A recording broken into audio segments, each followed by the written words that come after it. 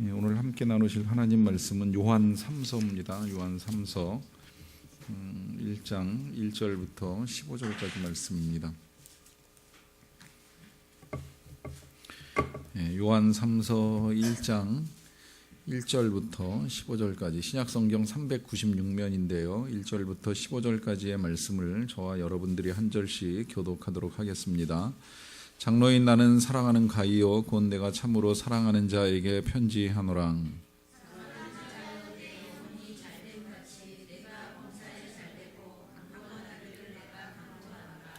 형제들이 와서 내게 있는 진리를 증언하되 네가 진리 안에서 행한다 하니 내가 심히 기뻐하노라.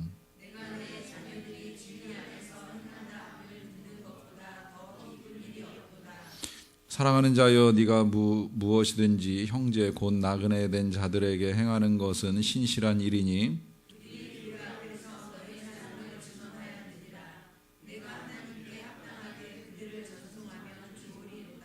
이는 그들이 주의 이름을 위하여 나가서 이방인에게 아무것도 받지 아니함이라.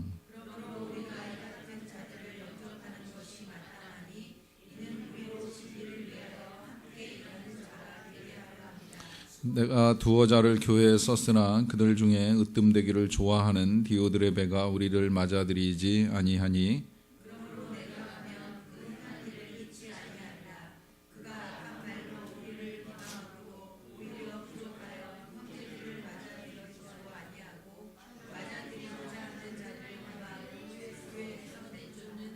사랑하는 자여 악한 것을 본받지 말고 선한 것을 본받으라. 선을 행하는 자는 하나님께 속하고 악을 행하는 자는 하나님을 배웁지 못하였느니라.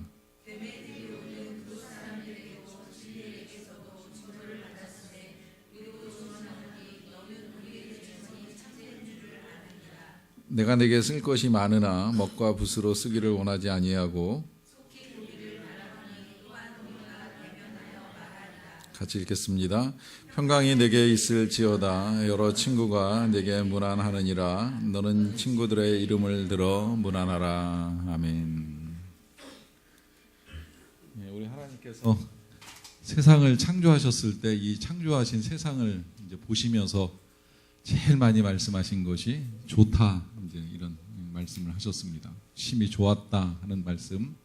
히브리어로 토브라고 하는 단어인데 좋다고 말씀하시는 건 이제 하나님이 세상을 선하게 창조하셨기 때문입니다. 그런데 이 창조된 세상이 이제 이 죄로 인해서 이제 타락을 하게 되죠. 악이라고 하는 게 이제 들어오기 시작을 하는 겁니다. 제가 뭐 성경 전체를 축약할 수는 없지만 이제 간단하게 일단 정리하면서 서론을 시작하자면 이 타락한 세상을 다시 이제 선으로 바꾸시기 위해서 예수님이 이제 십자가 사건을 통해 이제 우리의 모든 악, 죄는 다 용서하시고 선한 세상을 이제 만들기를 원하셨어요. 이걸 이제 그래서 뭐 이제 이렇게도 해석을 해요. 재창조 사역을 시작을 하셨다. 십자가를 기점으로 해서 이제 새롭게 세상을 바꾸어가는 겁니다. 선한 세상을 만드시는 거죠. 우리가 지금 이제 살아가는 세상을 보면 선한 부분, 재창조돼서 선한 부분도 있고 아직 재창조되지 않아가지고 악한 영역들이 남아있고 또 선한 것처럼 이제 만들어졌는데 이게 이제 다시 또 타락하는 이제 일이 일어나는 경우를 보게 돼요. 이걸 이제 히브리서 기자가 표현할 때는 한번 은혜를 맛보고 또다시 이제 죄에 빠지는 일이 일어날 수 있다라고 하는 표현을 사용을 했는데 이 십자가를 통해서 선을 우리가 얻기는 얻었어요. 이제 의롭다함을 얻은 거잖아요. 의롭다함을 얻었지만 그럼에도 불구하고 우리에게 있어서 이제 악해질 가능성들이 얼마든지 남아 있습니다. 제가 많이 생각하는 것 중에 하나가 이 목회를 시작하는 것보다 이제 끝내는 게 늘 어렵다는 생각을 많이 하는데 주일날에도 주일날 들었는지 주일날 듣고 난 이후에 제가 한 두어 편 더 이 다니엘 김 선교사님 메시지를 듣다 보니까 이제 언제 들었는지 막 정리가 좀 안 되기는 하는데 은퇴 임박한 목사님이 마지막에 이 다니엘 김 선교사님 만날 때 이제 만나서 붙잡고 한 이야기 중에 나도 30년 전에 당신과 같았었는데 이제 하면서 이제 울며 회개하는 모습을 보여주셨다고 하는데 30년 전에 다니엘 김 선교사 같으면 다니엘 김 선교사는 느낌이 꼭 진짜 세례 요한 같아요.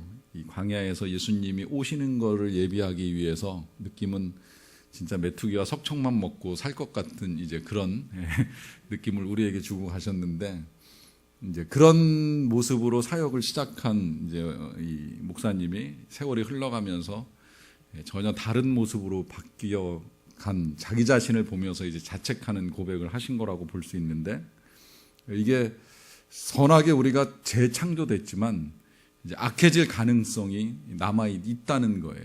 그러다 보니까 우리가 자꾸 진리를 듣고 말씀을 들어야 되는 이유가 이제 거기에 있는 거예요. 그런 우리가 악해지지 않도록. 사실 이 편지 뭐 요한서신뿐만이 아니라 이제 모든 사도들의 이 서신이 다 이제 그 권면을 하고 있는 거예요. 악해지지 않도록. 이미 그리스도와 함께 공동체를 이루고 하나님이 재창조된 피조물로 이 세상을 살아가는 우리들이 더 악해지지 않도록, 아니 더 선해지도록, 하나님을 닮아가도록 이제 끝없는 권면을 통해서 이제 우리를 일깨워주는 이제 작업을 하고 계시는 거잖아요. 그런 면에서 그 요한서신도 이제 계속 그걸 이제 우리에게 일깨워주는 일을 참 잘 하는데, 재밌는 건 뭐 이건 참고로만 하세요. 이 요한서신이 이제 세 편으로 우리에게 전달이 됐어요. 하나는 교회들에게 전해지는 편지이고 이게 1서예요. 그리고 두 번째 편지였던 요한 2서는 이제 교회를 향한 편지이고, 이제 마지막 오늘 우리가 보게 되는 이 편지는 이제 개인. 그래서 어떻게 보면 이제 점점 이렇게 초점이 이제 좁아들어 가는 이제 그런 모습을 이제 보여주는데, 어쨌든 이런 편지들을 통해서 궁극적으로 이제 우리에게 제시하고 있는 거는 한마디로 말하면 선을 이루어야 된다는 거예요. 왜? 하나님 선하시니까. 하나님이 합력해서 선을 이루시는 분이시니까 우리도 그 하나님이 이끌어 가시는 선한 방향으로 우리의 삶을 맞춰 가야 된다는 겁니다. 성경 읽어나가다 보면 그런 말씀을 우리가 이제 만나는 일들이 종종 있어요. 하나님의 선하심을 맛보아 알지어다. 또 그리고 시편 23편은 하나님이 얼마나 선하신가를 정말 잘 압축 정리해 놓은 시라고 할 수 있는데, 하나님은 선하신 목자, 나를 푸른 풀밭에 인도하는 목자, 실만한 물가로 인도하는 목자, 내 영혼을 다시 살리시는 목자, 나를 사망의 음침한 골짜기에서 지켜주시는 목자, 원수의 목전에서 상을 차려주시는 목자, 내 머리에 기름을 부으시는 목자 하고 난 다음에 마지막에 그렇게 고백하잖아요. 그 선하심과 인자하심이 반드시 나와 함께 하시리니 나는 하나님과 함께 영원히 살겠습니다. 이제 이렇게 고백해요.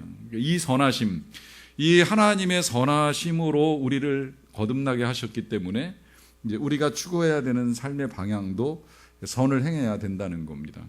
그래서 참 기가 막히게도 이 세 편의 편지가 어떻게 보면 대상이 각각 다르게 전달됐는데, 마치 마지막 가이오에게 보낸 개인 편지 같은 이 요한 3서는 오늘 이 시대를 살아가는 우리들이 이 악한 세상에서 어떻게 다시금 하나님이 원하시는 선한 방향으로 이제 우리의 삶을 만들어 갈 것이냐라고 하는 점에 있어서 뭐가 악이고 이제 뭐가 선이냐라고 하는 것을 잘 정리해 주는 이제 그런 편지라고 볼 수 있습니다. 그래서 제일 먼저 이 악을 행하는 일이 어떻게 일어나는가, 또 악은 무엇인가라고 하는 것을 좀 짧게 정리를 하고, 그 다음에 하나님이 원하시는 선을 정리하는 것으로 보도록 하겠습니다. 제일 먼저 이제 요한 3서 1장 9절을 보시게 되면, 내가 두어 자를 교회에 썼으나 이제 그들 중에 으뜸되기를 좋아하는 디오드레베가 우리를 맞아들이지 아니하였다라고 하는 이제 말씀이 있습니다. 이 악과 선으로 이제 구분해서 정리를 하다 보니까 이제 서론이 빠지기는 했어요. 서론이 밑으로 좀 내려갔는데, 원래 이 편지는 앞서 말씀드린 대로 이 사도 요한이 이 가이오라고 하는 교회의 지도자에게 이제 보낸 편지입니다. 이 편지를 쓰는 과정 중에 여러 가지 이야기를 하다가 이제 두어 자를 썼다고 이제 그러잖아요. 그들 중에 으뜸되기를 좋아하는 이제 디오드레베가 우리를 맞아들이지 아니하였다 그래요. 자, 이 첫 번째 이제 악의 형태가 뭐냐면 으뜸되기를 좋아한다라고 하는 겁니다. 으뜸되기를 좋아한다는 거는 그 하나님이 주신 선도 이게 이제 악으로 타락하는 바람에 나타나는 현상인데요. 하나님은 세상을 만드실 때에 정말 치밀하게 만드셨어요. 여러분, 그 우리의 몸이라는 게 연구되면 연구될수록 신비한 게 굉장히 많잖아요. 이게 처음에는 몰랐는데 나중에 우리가 이제 뒤늦게 세포를 발견하고 세포 안에 담겨 있는 유전자를 발견하면서 그 유전자 속에 담겨 있는 우리의 그 삶에 대한 모든 정보가 다음 세대 우리의 자녀들에게 그대로 다 전달돼 가지고 부모의 선한 기능들이 그대로 그의 삶 가운데서 이렇게 발휘되는 것을 보게 되면 하나님이 얼마나 치밀하게 이 모든 것들을 만드셨는가라고 하는 걸 이제 우리가 알 수 있는데, 그 치밀하신 하나님이 우리를 만드실 때에도 하나님과 똑같이 그렇게 살아가길 원하신 거예요. 그래서 모든 일에 이제 대충 하는 것보다는 철저하게, 쉽게 하는 것보다는 이제 확실하게 이렇게 해내는 것을 하나님이 이제 중요하게 이제 여기신다고 볼 수가 있겠는데요. 그런 면에서 보면 으뜸되는 것 자체를 하나님이 부정하시잖아요. 그러니까 열심히 해야지 으뜸되는 거잖아요. 열심히 해야지 잘 되는 거잖아요. 이 자체를 하나님이 막으시는 거 아니에요. 그래서 이건 그 다니엘 김 선교사님도 말씀하셨지만, 예수 안 믿어도 열심히만 살면 웬만큼 먹고 살아요. 예수 안 믿어도 정직하고 성실하게 살아가면 그만한 대가가 삶에서 주어지는 일들은 얼마든지 있을 수 있는 일이라는 거예요. 왜? 하나님이 이 으뜸되려고 애쓰는 사람에게 이제 약속하신 심은 대로 거두는 원리가 작용하기 때문입니다. 그런데 문제는 이 으뜸되는 것이 그런 이제 정상적인 과정을 거치지 않고 이제 생겨나는 으뜸이 문제예요. 그러다 보니까 제자들이 천국에서 누가 큽니까? 누가 으뜸이 될 수 있습니까? 라고 하는 질문을 할 때에 예수님이 정리를 해주셨잖아요. 뭐라고 정리해 주셨어요? 너희가 으뜸되고자 한다면 섬기는 데 으뜸이 되라. 너희 중에 누구든지 크고자 하면 종이 되어야 하리라 라고 하면서, 기왕에 1등하고 싶은 열망이 있다면 남 도와주고 남 섬기고 베푸는데 으뜸돼 봐라. 이것을 통해서 하나님이 원하시는 선한 가치, 어떻게 우리가 으뜸이 될 것인가라고 하는 걸 분명하게 일깨워 주신 거예요. 그런데 이게 안 되면 어떻게 되느냐면 내가 으뜸이 되고 싶어 하는 겁니다. 근데 이 내가 으뜸이 되고 싶어 하는 이 생각이 바로 사탄의 일이었어요. 그리고 지금까지도 사탄의 일이에요. 사탄은 끊임없이 네가 1등이 될 수 있다라고 하는 착각을 불러일으킵니다. 이게 사단이 그런 마음 가지고 타락을 하는 바람에 천사에서 사단으로 이제 전락해버린 결과거든요. 처음에 출발 좋았어요. 이 마치 재창조의 역사처럼 시작할 때에는 하나님을 찬양하는 찬양대의 지휘자 역할을 하다가 계속 영광을 올려드리다 보니까 그 영광을 자기도 받고 싶은 욕심이 생기고, 그러다 보니까 내가 영광을 취하기 위해서 어떻게 해야 될까 고민하다가 결국은 하나님께 등 돌리고자 하는 마음 가진 모든 천사들을 이끌고 이제 악한 일에 으뜸이 되고 만 것이죠. 이 사단의 일이 오늘 우리 안에서도 계속 일어날 수 있는 일들이라고 하는 거예요. 그게 왜 일어나느냐라고 하면 그 사단이 보여준 대로 바로 시기와 질투에서 비롯되는 일입니다. 남이 잘 되는 걸 못 봐주고, 남이 영광을 얻는 걸 못 봐주고, 거꾸로 내가 영광을 얻고 싶고 인정받고 싶고 존중받고 싶은 이 시기심이 발동되면 이게 이제 악이 된다는 거예요. 지금 이 디오드레베가 이제 그런 일을 겪고 있는 사람입니다. 디오드레베는 그 당시에 이제 교회의 지도자일 가능성이 많은데요. 상황을 조금만 이제 설명드리고 이해를 하자면, 당시에는 목회자가 많지 않았어요. 지금처럼 신학교가 난립을 하고 목회자가 쏟아져 나오는 이제 그런 시대가 아니라, 사도들 이외에는 실상 예수님에 대해서 제대로 알고 있는 사람도 많지 않았고 정확하게 아는 사람도 별로 없었습니다.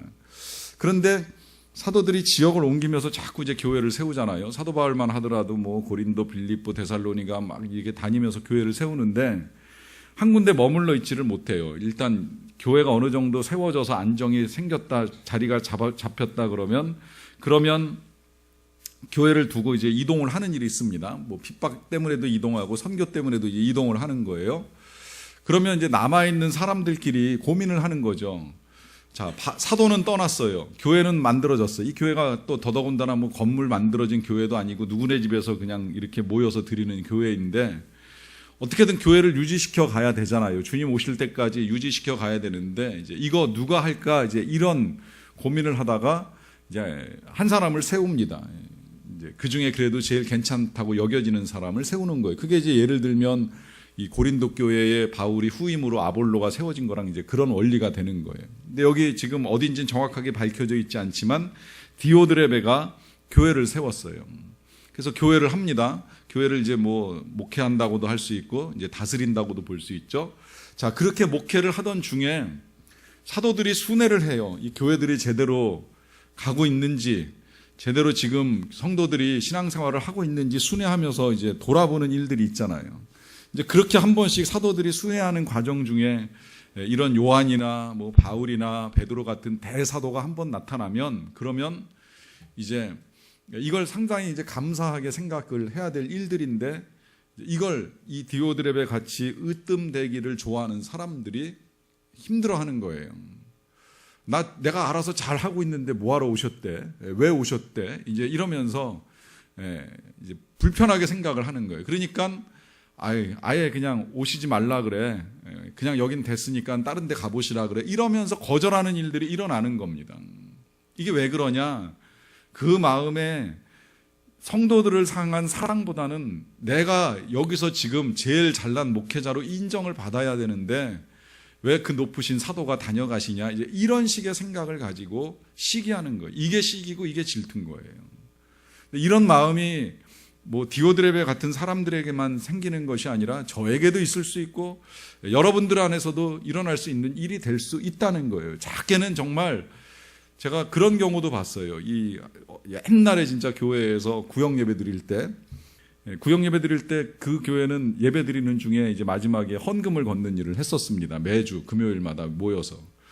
그러면 그때 이제 일반적으로 그냥 한 1,000원씩 이렇게 헌금을 내는데 이제 교회하고 좀 다르게 이렇게 보이는 데다 이렇게 돈을 내잖아요. 누가 그날따라 감사했는지 하여튼 10,000원짜리를 냈나 봐요. 근데 이걸 구역장이 난 1,000원 내는데 왜 10,000원 낸디야? 이제 이러면서 못마땅하게 여기신 거예요. 네. 나보다 많이 하는 거에 대한 이제 불편함이 생긴 거잖아요. 그냥 그 자체로 봐주면 되는 거고, 이게 비교할 일이 전혀 아님에도 불구하고 별것 아닌 그 일이 비교의 대상이 돼가지고 서로를 힘들게 하는 이제 이런 일들이 생기는 것을 가지고 이야기를 하는 겁니다. 그러다 보니까 그 다음에 이제 나타나는 현상이 두 번째로 그 10절에 보시게 되면, 그러므로 내가 가면 그 행한 일을 잊지 아니하리라. 그가 악한 말로 우리를 비방하고도 오히려 부족하여 형제들을 맞아들이지도 아니하고 맞아들이고자 하는 자를 금하여 교회에서 내쫓는도다라고 하면서 두 번째 문제가 뭐예요? 비방이 나오는 거예요. 사실 진짜 제일 건드리지 말아야 될 부분이 어떻게 보면 진짜 누가 얼마를 하느냐 마느냐의 문제인데, 이걸 나쁘게 보면 뭐 잘난 척 한다는 둥 뭐 이제 이런 식의 이야기가 쓸데없이 나오기 시작하면 이제 이게 비방이 되고 이게 이제 악이 되는 겁니다. 그래서 항상 악이 우리의 입술에서부터 나올 수 있다라고 하는 것을 생각을 해야 되는데요. 여러분, 이 부분에 있어서 이제 근간에 좀 더 많이 조심하도록 부탁드리는 건 뭐냐면, 특히 이게 이제 교회적으로도 그렇지만 정치적으로도 그런 것 같아요.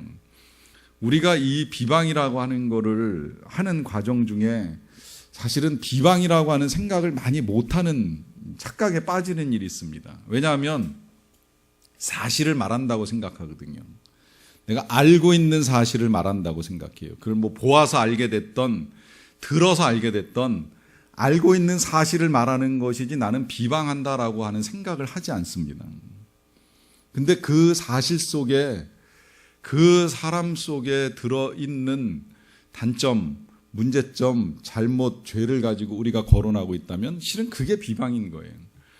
누가 비방을 거짓말 가지고 하겠습니까? 거짓말 가지고 말하면 그건 진짜 악한 거고요.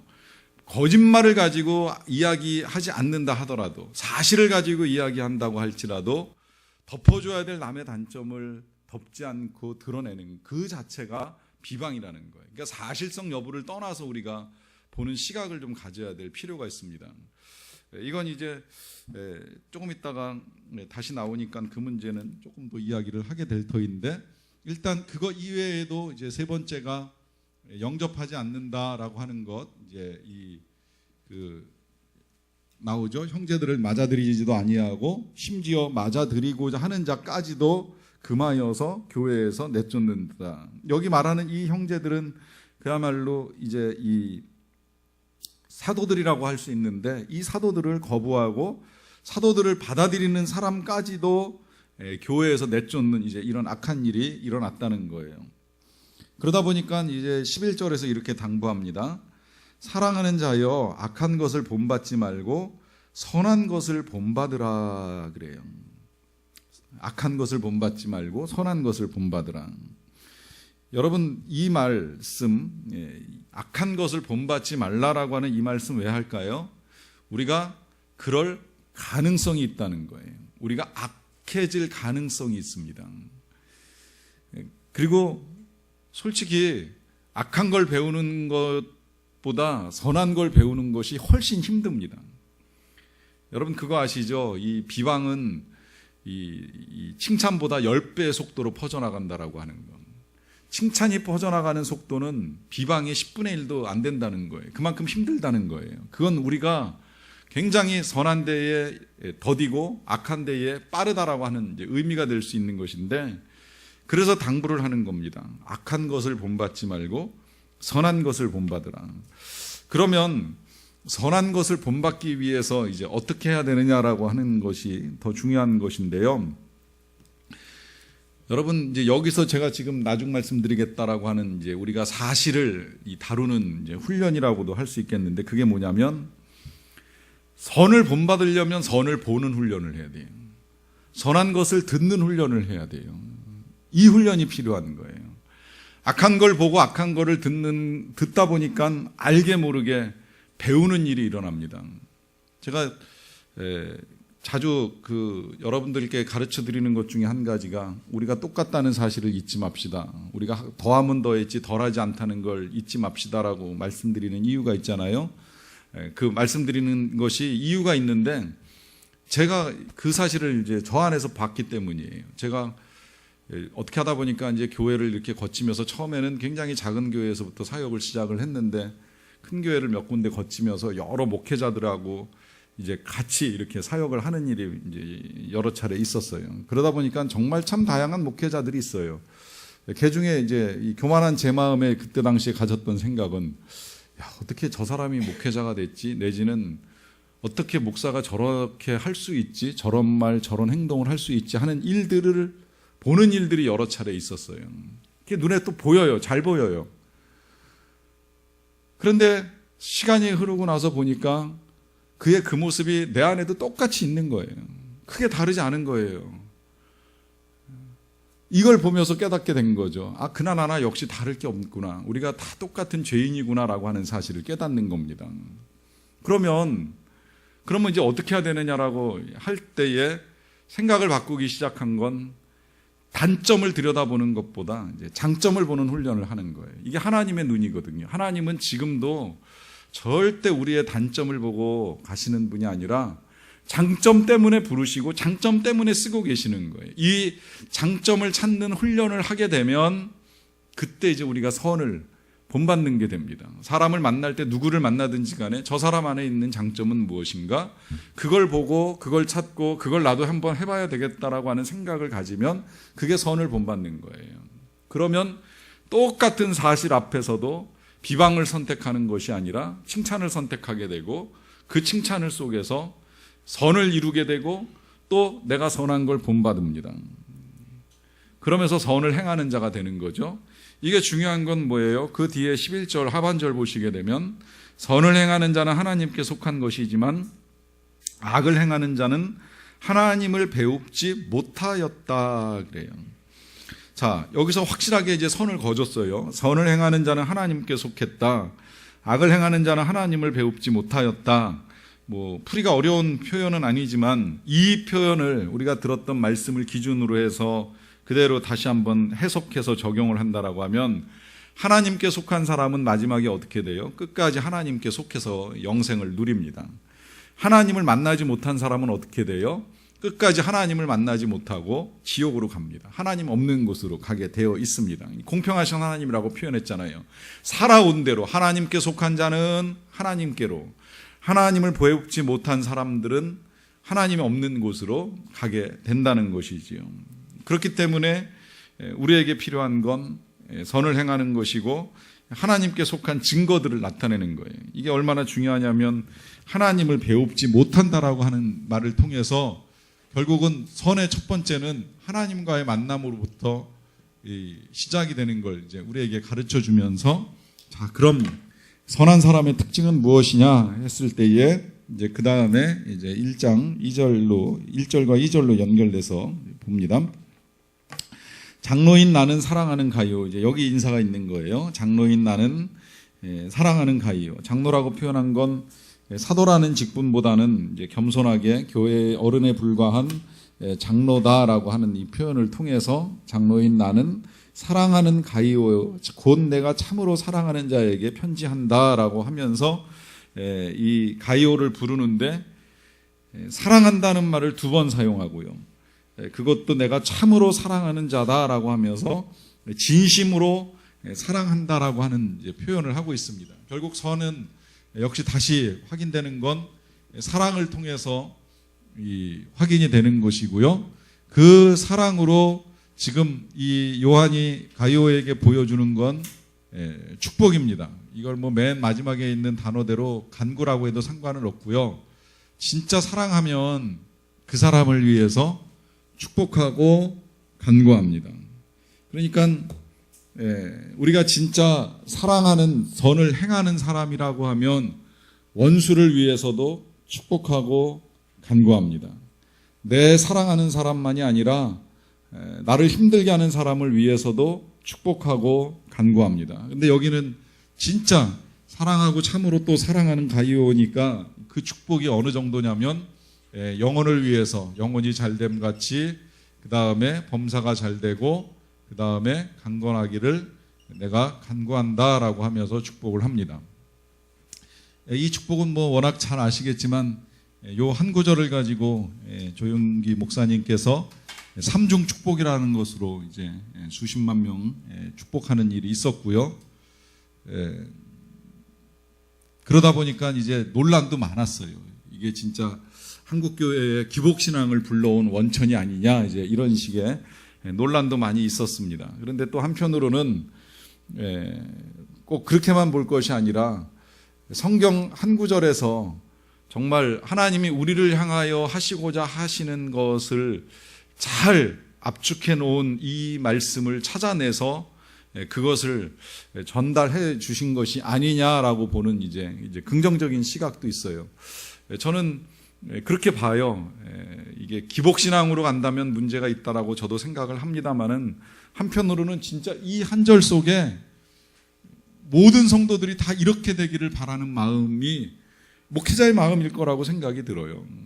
저도 진짜 뭐 같이 신방 다니는 사람들이 지루하지 않고 힘들지만 않다면 제일 많이 나눠주고 싶었던 신방 말씀이 바로 이 말씀이었어요. 내가 가서 만나는 그 가정, 영혼들 다 잘되고, 하는 모든 일들이 다 잘되고, 그리고 강건하면 이거보다 더 좋은 일이 어디 있겠는가, 그렇게 기도해주고 싶은 마음 굉장히 많아요. 그게 틀림없는 거잖아요. 특히 이게 정말 순서대로 정리된 것도 기가 막힌데요. 일단 영혼이 잘 되지 않으면 범사가 잘 되거나 강건한 건 별로 도움이 되지 않습니다. 왜냐하면 영혼이 여전히 악에 빠진 상태에서 일이 잘 되고 강건해지면 교만해지거나 죄를 지을 가능성이 훨씬 더 커지거든요. 그러니까 순서에 따라서 진짜 영혼이 잘 돼야 되는 게 틀림이 없고요. 그 다음에 두 번째로 범사인데, 이 범사는 말 그대로 이제 모든 일이잖아요. 그래서 그냥 우리가 뭉뚱그려서 감사한 일 있으면 이제 범사에 감사한다, 이제 이렇게 표현을 하는데, 이 범사는 뭐 재정뿐만이 아니라 사실은 뭐 자녀도 포함되고 거기에 관계도 사실은 범사 속에 들어가는 문제라고도 볼 수 있어요. 하여튼 등등 세상에 우리가 살아가는 데 있어서 필요한 모든 것들이 다 잘 풀려나가기를 이제 축복을 하는 거죠. 그 다음에 이제 이 강건은 조금 이제 분리가 됩니다. 조금 분리가 되는 건 보는 견해에 따라서 이제 그 조영기 목사님은 이것을 이제 육적 건강으로 해석을 하셨는데, 최근에 이제 다른 신학적인 견해 속에서는 여기서 말하는 이 강건은 육적 강건이 아니다, 영적 강건이다. 왜 영적 강건이냐? 사람이 영혼이 잘 되려면 이 예수님을 따라가는 삶이 있는데, 이 예수님을 따라가는 삶 속에 시련도 있고 혹은 조롱도 있고 핍박도 있을 수 있다는 거예요. 그것을 견딜 만한 마음의 단단함, 영적이라기보다는 뭐 심적이라고 표현을 하는 게 어떻게 보면 더 정확할 수 있겠는데, 그 마음의 단단함이 필요하기 때문에 이제 강건하기를 간구한다, 이렇게 이제 보는 시각입니다. 뭐 상관없다고 생각이 돼요. 그러면 뭐 육적 건강을 범사에 집어넣어도 크게 문제가 될 건 없고요. 어쨌든 분명한 건 우리의 영혼이 잘 돼야 되고, 그 영혼이 잘 되는 기초 위에 우리가 행하는 일들이 잘 되고, 육적으로든 심적으로든 강건해서 살아가기를, 실은 뭐 요한이 가룟에게만 원하는 것도 아니요, 제가 여러분들께만 원하는 것이 아니라 하나님이 우리 모두에게 원하시는 바예요. 우리가 이 세상을 살아가는데 우리의 영혼이 타락하기를 원하시는 하나님도 아니고, 우리가 이 세상에서 정말 이 가난하게나 불우한 관계 속에 빠져 살아가는 걸 기뻐하실 하나님도 아니시고요, 또 우리의 병든 몸보다는 건강한 몸을 기뻐하시는 하나님이시기 때문에 기왕이면 이렇게 살아가는 걸 우리가 축복하고 간구하는 그 자체가 선한 일로 바라보는 것이면은 틀림이 없습니다. 자, 그러면 우리의 영혼이 잘 되기 위해서 이제 어떻게 해야 되느냐 하는 질문과 함께 그 다음에 이제 또 하나의 선이 나오는데요. 넘어가서 요한 1서, 요한 3서 3절 4절을 보고 나누겠습니다. 형제들이 와서 내게 있는 진리를 증언하되 네가 진리 안에서 행한다 하니 내가 심히 기뻐하노라. 내가 내 자녀들이 진리 안에서 행한다 함을 듣는 것보다 더 기쁜 일이 없도다. 그래요. 여기 이제 세 번째 선이라고 하는 건 진리 안에서 행함입니다. 진리 안에서 행함. 이 자체가 선의 모습이기도 하고 또 선하다고 할 수밖에 없는 이유는 이 자체를 통해서 이제 우리의 영혼이 잘 되기 때문이죠. 자, 요한은 들었어요. 이 가이오가 진리 안에서 행한다 하는 소식을 들었습니다. 이제 그러다 보니까 그 소식을 들었을 때의 자신의 마음을 표현하기를 심히 기쁘다 그래요. 심히 기쁘다. 그러니까 보통 기쁜 것이 아니라 굉장히 이제 기쁨을 갖게 되는 거죠. 그러면서 덧붙이기를 내가 내 자녀들이 진리 안에서 행한다함을 듣는 것보다 더 기쁜 일이 없도다 그래요. 여기 이 자녀들은 결국 누구예요? 그러면 사도 요한에게 있어서는 영적 자녀들 아니겠습니까? 때로는 진짜 아버지의 마음으로 이 성도들을 양육한다라고 하는 표현이 종종 서신서에 나오는 걸 보면 영적 자녀들이라고 할 수 있는데 꼭 영적 자녀만이 아니라 육적 자녀들이라고 할지라도, 우리의 혈육을 통해서 낳은 자녀들이라고 할지라도 그 자녀들이 진리 안에서 행하는 것 자체는 누구에게나 다 기쁨이잖아요. 저는 적어도 이 자리에 나와서 지금 말씀에 귀를 기울이는 여러분들 같으면 이제 그런 기쁨을 누리시거나 또 누리시기를 소망하실 것이라고 생각을 합니다. 여러분들의 자녀들이 진리 안에서 말씀 따라 살아가는 삶에 대해서 난 기분 나빠서 못 봐주겠다 이렇게 생각하실 분은 없으실 거 아니에요. 우리의 자녀들도 정말 진리 안에서 살아가면서 그 진리 안에서 살아가는 결과로 영혼도 잘 되고 범사도 잘 되고 강건했으면 좋겠다 이런 소망함 다 가지고 있잖아요. 근데 그러면 요구되는 것이 한 가지가 있습니다. 그게 뭐냐면 뭐 쓸 건 없지만 우리 자신이 먼저 진리 안에서 살아가야 돼요. 내가 진리 안에서 살아가지 않으면서 내 자녀들이 진리 따라 살아가기를 원한다? 있을 수 없는 일이에요. 근데 그러면 내가 진리 따라 살아간다라고 하는 이건 무슨 이야기냐라고 했을 때에 내 생각이나 내 가치가 진리에서 원하는 가치를 따라가고 있느냐 하는 질문을 해야 돼요. 이거 질문을 우리가 좀 더 이해하기 쉽게 하기 위해서 이런 질문을 해보는 겁니다. 진짜 내가 내 자녀에게 원하는 것이 무엇인가? 내 자녀의 삶에 있어서 가장 우선적인 가치를 두고 살아가고 있는 게 무엇인가? 그것이 공부냐, 진리냐, 진로냐, 진리냐, 좋은 배우자를 만나는 거냐, 진리냐, 어떤 것이냐 질문을 해보셔야 돼요. 이 질문에 자신 있게 다 실패하고 다 무너지고 다 엉망이 되더라도 믿음을 붙들고 살아갔으면 좋겠다라고 하는 마음이 있을 때 그게 우리가 진리 안에서 살아가는 증거이고요. 행여 우리의 마음이 두 마음 사이에서 지금 나눠지고 정말 두 가지의 신을 같이 섬기고 있다면 우리부터 먼저 진리 안에서 행해야 돼요. 그리고 나서야 자녀들이 진리 안에서 행할 수 있고 그렇게 살아가는 자녀들을 보는 기쁨을 누릴 수가 있습니다.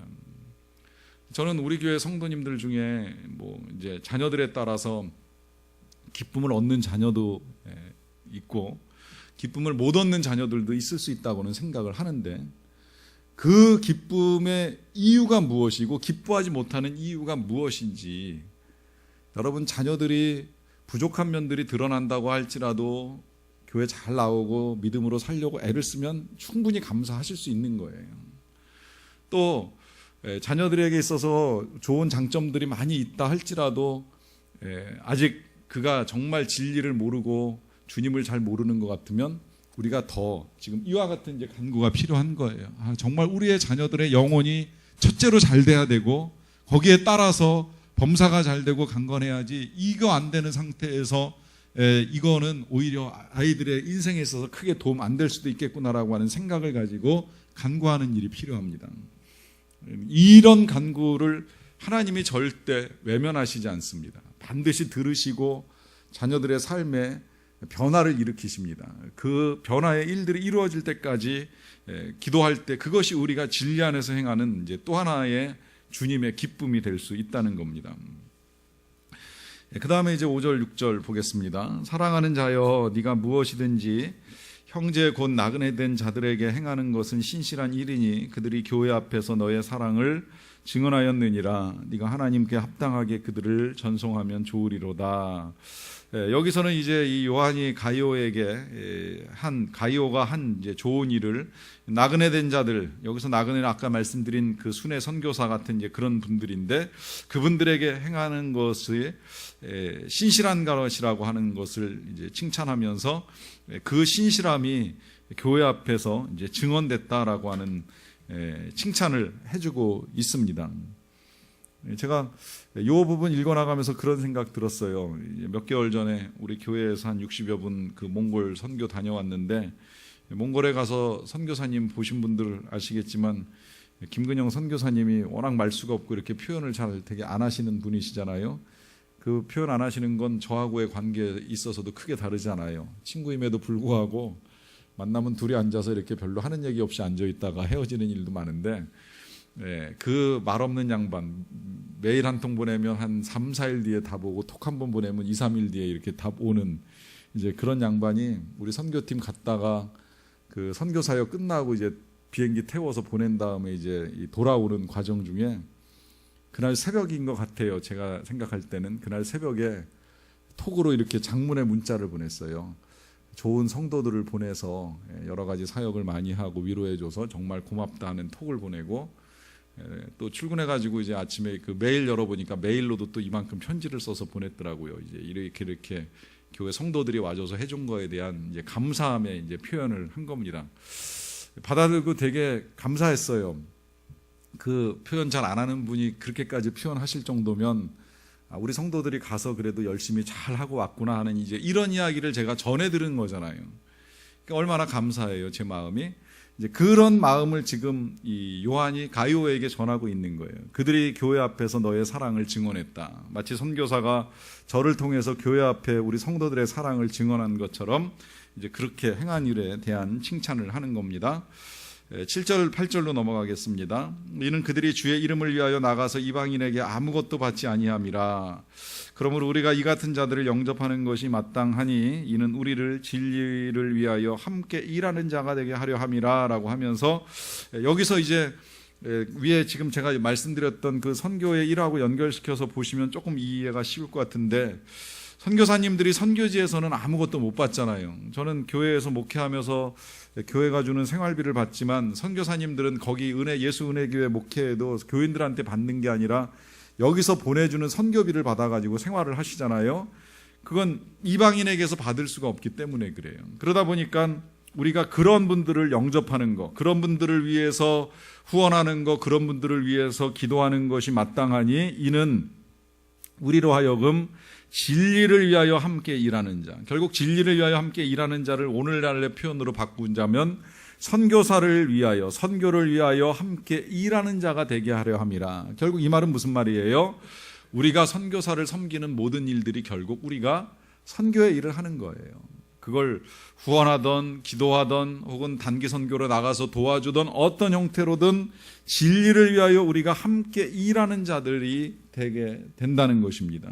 결국 여기서 보게 되면 진리 안에서 행하는 또 하나의 일은 바로 동역이라고 하는 거예요. 이 동역은 보내는 일도 될 수 있고, 우리가 직접 갈 수 없다면 보내는 일도 될 수 있고, 후원하는 일도 될 수 있고, 기도하는 일도 될 수 있다는 거죠. 이것이 진리 안에서 행하는 선을 이루는 일이라고 하는 것입니다. 그 다음에 이제 12절로 넘어갑니다. 데메드리오는 뭇사람에게도 진리에게서도 증거를 받았으며 우리도 증언하노니 너는 우리의 증언이 참된 줄을 아느니라. 여기서 이제 세 번째, 이 요한서신에서 세 번째 인물이 등장을 하는데, 가이오와 또 디오드레베와 이어서 이제 데메드리오가 나옵니다. 이 데메드리오가 누구인지는 정확하게 밝혀져 있지는 않지만 제일 추정이 많이 되는 해석은 이 요한이 지금 이 표현 쓴 편지를 받아들고 이 편지를 받게 될 가이오에게 전달하는 일을 하는 사람일 수도 있다는 거예요. 근데 왜 여기서 이제 이런 표현을 사용하느냐?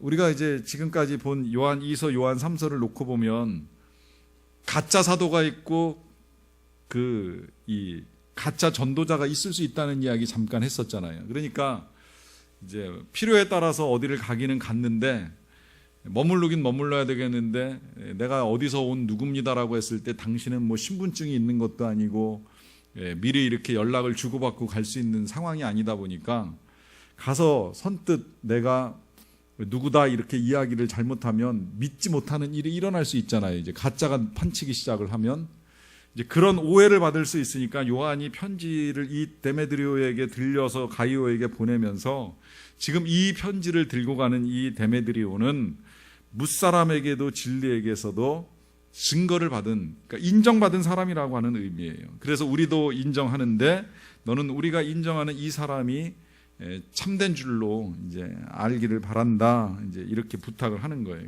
결국 한마디로 말하면 선을 행하는 자는 사람들과 진리를 통해서도 이제 인정을 받게 된다 하는 말입니다. 자, 마지막 13절부터 15절입니다. 내가 네게 쓸 것이 많으나 먹과 붓으로 쓰기를 원하지 아니하고 속히 보기를 바라노니 또한 우리가 대면하여 말하리라. 지난번 요한 두 번째 편지에서도 말씀하셨던 것처럼 간단하게 쓰고 나머지는 가서 만나서 이야기를 나누자 하는 말로 이제 마무리합니다. 그러면서 마지막 15절입니다. 평강이 내게 있을지어다. 여러 친구가 내게 문안하느니라. 너는 친구들의 이름을 들어 문안하라 라고 하면서 마지막 선의 결과이면서 또 하나의 선의 증거로 말씀하기를 평강이 내게 있을지어다 그래요. 평강. 이것이 선의 증거이고 선의 결과입니다. 선한 사람은 선을 행하는 과정 중에는 조금 힘든 일들이 우리를 따라올 수 있어요. 고난도 따르고 여기 말씀드린 대로 아까 같이 핍박도 있고 조롱도 있고 시기를 받는 일도 있고 어려움을 겪는 일도 있습니다. 그런데 진짜 하나님 앞에서 선한 사람은 마음의 평강이 깨지지는 않습니다. 왜냐하면 이 모든 것들을 다 알고 계시는 분이 하나님이시기 때문입니다. 이것이 사실 이제 여기서도 전달되는 하나님의 뜻이기도 하지만 오늘 새벽에 나누었던 하나님의 뜻이지요. 바울이 복잡한 교회의 여러 가지 소식들을 들으면서 마음이 상했지만 전혀 상한 것 같지 않은 표현을 편지에다 쓰는 과정 중에 기가 막힌 표현을 오늘 이제 우리가 아침에 봤죠. 나는 사람들에 대해서 평가받는 것이 매우 작은 일이다. 하나도 중요하지 않은 것처럼 이야기해요. 또 나 자신도 나를 평가하지 않는다라고 하는 고백을 합니다. 왜? 나를 의롭다 하실 이는 하나님이시기 때문에 사람들이 나를 보는 거에 대해서 그렇게 중요하게 생각지 않는다 하는 고백을 하는 겁니다. 결론으로 여러분들에게 말씀드리고 싶은 건 바로 이 부분입니다. 사람들이 칭찬하는 칭찬이 여러분들의 전부가 아닙니다. 사람들이 비방하는 비방이 여러분들의 전부가 아닙니다. 또 내가 나를 생각하는 이 나의 선함이 전부도 아닙니다. 또 내가 나를 자책하는 나의 모습이 전부도 아닙니다. 중요한 건 하나님이 우리를 보시는 겁니다. 그 하나님이 우리를 보시는 시각은 한 가지입니다. 사랑하는 자요, 기뻐하는 자라. 예수님이 그 음성을 들으면서 사역을 시작하셨고 그 음성을 들은 사역을 끝내실 때에 우리의 악함을 다 거두어 가셨기 때문에 이제는 주님이 우리를 보시면서 하시는 말씀입니다. 내가 너를 사랑한다. 내가 너를 기뻐한다. 우리는 그 고백을 들으면서 평강 가운데 살아갈 수 있는 하나님의 자녀들입니다.